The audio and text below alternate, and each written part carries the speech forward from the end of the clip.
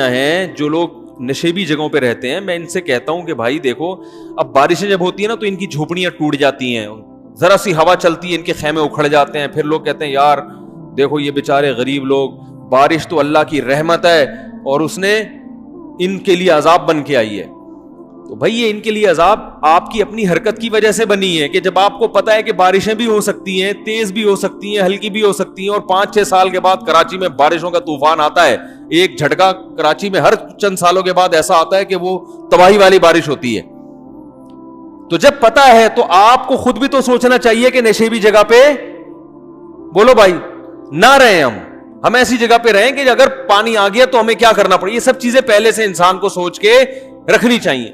اگر کوئی یہ سوچتا ہے کہ میں چونکہ بہت نیک ہوں تو بارش کا طوفان مجھے کچھ نہیں کرے گا, تو یہ بے وقوف ہونے کی علامت ہوگی. اللہ کسی کو بطور معجزے کے بچا لے تو ایک الگ بات ہے, لیکن اللہ کا قانون یہ نہیں ہے. طوفانوں میں, جو حادثوں میں بارشیں بھی ہیں, سیلاب بھی ہیں. اب جب سیلاب آئے گا تو دریا کے کنارے جو رہتا ہوگا وہ پہلے تباہ ہوگا, چاہے وہ 4 مہینے لگا کر آیا ہو تبلیغ میں, اور دوسرا نائٹ کلب میں رہتا ہوگا 24 گھنٹے, لیکن وہ دور رہتا ہوگا تو اس کی باری دیر سے آئے گی. نہیں یاری بات سمجھ میں. اب لوگ کہتے ہیں یہ بیچارہ تو اتنا نیک تھا, اس کا تو گھر ٹوٹ گیا. بھائی تو جب تو دریا کے پاس رہے گا اور تجھے پتا بھی ہے کہ ہر 5-6 سال کے بعد دریا میں طغیانی آئے گی, کبھی انڈیا ڈیم کھول دیتا ہے, کبھی بارش ہی زیادہ ہو جاتی ہے, تو یہ اللہ کا عذاب نہیں ہے, یہ تو ایک نیچرل ہے کہ جب دریا کبھی کبھار اوور لوڈ بھی ہوتے ہیں تو یہ تو حکومت کی ذمہ داری ہے, عوام کی ذمہ داری ہے کہ جب اوور لوڈ ہوگا تو پہلے سے اس کا انتظام کرے. قرآن میں ہے نا خذو حذرکم, اے ایمان والو اپنے بچاؤ کی تدبیر پہلے سے کر کے رکھو, ہے نا قرآن میں. اگر صرف نیک اعمال کافی ہو انسان کو بچانے کے لیے تو پھر اللہ یہ کیوں کہتا کہ اپنے بچاؤ کی تدبیر پہلے سے کر کے رکھو؟ یہ کیوں کہتا اللہ تعالیٰ؟ اللہ کہتا بس نماز روزے میں لگ جاؤ, پھر بے شک برساتی نالے کے پاس گھر لے لو, میں تمہاری تہجد کی برکت سے تمہیں بچا لوں گا. اللہ تعالیٰ کا یہ نظام ہے کہ جیسے انسان پر بیماریاں حملہ کرتی ہیں, انسان فالج بھی ہوتا ہے, بڑے بڑے نیک لوگوں کو فالج ہو جاتا ہے. حضرت حکیم اختر صاحب رحمہ اللہ تعالیٰ کتنے بڑے بزرگ, ساری زندگی بزرگوں کی صحبت میں انہوں نے وقت گزارا, جوانی اپنی, اور پھر ساری زندگی دین کی دعوت اور تبلیغ میں, مگر آخر عمر میں کیا ہو گیا؟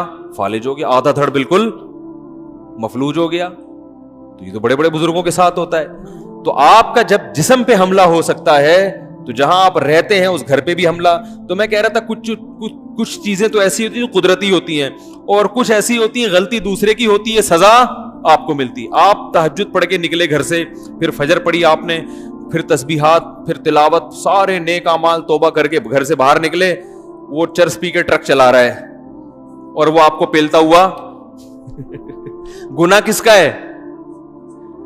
ٹرک والے کا. سزا کس کو مل رہی ہے؟ اب یہ بھی تو عذاب ہی ہے نا بھائی, یہ بھی تو ایک عذاب ہی ہے نا.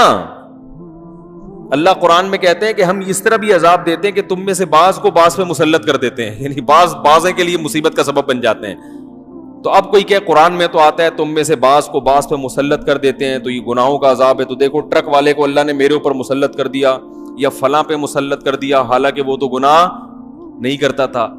تو بھائی کبھی کبھار ایسا ہوتا ہے, یہ ضروری نہیں ہے کہ جب بھی کوئی آپ کو کچل کے جائے گا تو آپ برے ہیں وہ اچھا ہے, عین ممکن ہے وہ اچھا ہو اور آپ برے ہوں. قابیل اور حابیل, دنیا میں سب سے پہلے ظلم حابیل پہ ہوا, اور سب سے بڑا ظلم ہوا, اس کی جان لے لی کسی نے.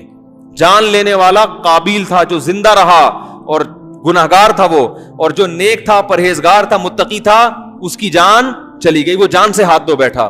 تو آپ یہ کہہ سکتے ہو کہ اللہ نے بعض کو بعض پر مسلط کر دیا اور دیکھو گناہوں کی وجہ سے اللہ نے اس کو قتل کروا دیا؟ نا نا نا نا نا. قابیل مجرم ہو کے زندہ رہا اور حابیل حق پر ہو کے اپنی جان سے ہاتھ دھو بیٹھا. تو انسان پر جیسے مصیبتیں آتی ہیں یہ ضروری نہیں ہے کہ اس کے گناہوں کا عذاب ہو, ایسے ہی زمین پر بھی حادثات آتے رہتے ہیں. یہ ضروری نہیں کہ جس جگہ حادثہ آ رہا ہو ان لوگوں کے گناہ کا نتیجہ ہو یہ حادثہ. یہ قدرت کا ایک بنایا ہوا نظام ہے جو چلتا رہتا ہے. اسی وجہ سے شریعت نے بھی ہمیں حکم دیا کہ بچاؤ کی تدبیریں کریں. ایک اصول اور ضابطہ بیان کیا. اس اصول اور ضابطے کی روشنی میں کسی بھی اسلامی حکومت کی ذمہ داری ہے کہ وہ لوگوں کو پہلے سے آگاہ کرتی رہے کہ کہاں زلزلے آنے کا خطرہ ہے لہذا وہاں سے نکل جاؤ, کہاں سیلاب آنے کا چانس ہے لہذا وہاں سے چلے جاؤ, بارش میں اگر بہت زیادہ طغیانی آنے کا خطرہ ہے پہلے سے بتا دیں بھائی بہت گہرے بادل آ رہے ہیں اور بہت ہی ہٹو بچوں والی بارش ہونے والی ہے, تو پتلی گلی سے تمام حضرات بلکہ پتلی گلی میں جانا ہی چھوڑ دیں, کیونکہ زیادہ پانی کہاں کھڑا ہوتا ہے پتلی گلی میں, سب چارپائیاں لا کے چوڑی گلی میں ڈال دیں. تو یہ سب چیزیں بچاؤ کی تدبیریں اس لیے ہیں کہ ضروری نہیں ہے کہ وہ اللہ, کیونکہ اگر وہ اللہ کا عذاب بن کے آ رہی ہے نا پھر آپ کو پتلی گلی بھی نہیں بچا سکتی اور چوڑی گلی بھی نہیں بچا سکتی.